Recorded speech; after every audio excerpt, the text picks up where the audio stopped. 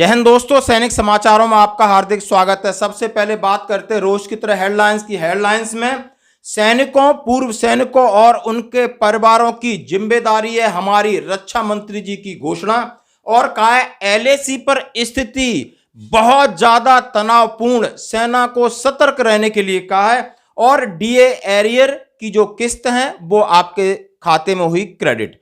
खबरें करते विस्तार से। आखिर माननीय रक्षा मंत्री जी ने क्या घोषणा की और क्यों की? दोस्तों, ये था, आपने देखा होगा, शीर्ष कमांडरों की एक बैठक है जिसमें रक्षा मंत्री जी ने कल उन्हें संबोधित किया।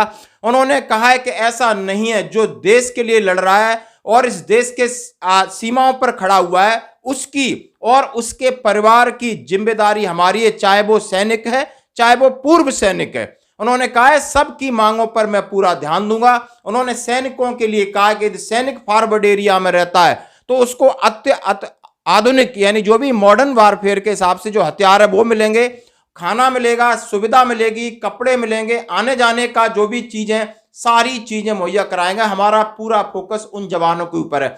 इसी तरह पूर्व सैनिकों, उनके परिवार कल्याण के लिए उन्होंने प्रतिबद्धता जाहिर की कि बिल्कुल हम इसमें कमिट करते हैं आपसे कि आने वाले समय में आपको बहुत बड़ा बदलाव देखने को मिलेगा। आखिर हम करते हैं इसकी प्रतीक्षा। उसके साथ ही एलएसी पर उन्होंने चिंता जाहिर की कि स्थिति बहुत तनावपूर्ण है। जैसे उन्होंने जिक्र किया कि आजकल जो वर्ल्ड में युद्ध चल रहा है, वारफेयर चल रहा है, ये अप्रत्याशित है। इसमें कभी भी किसी भी स्थिति में कुछ भी हो सकता है।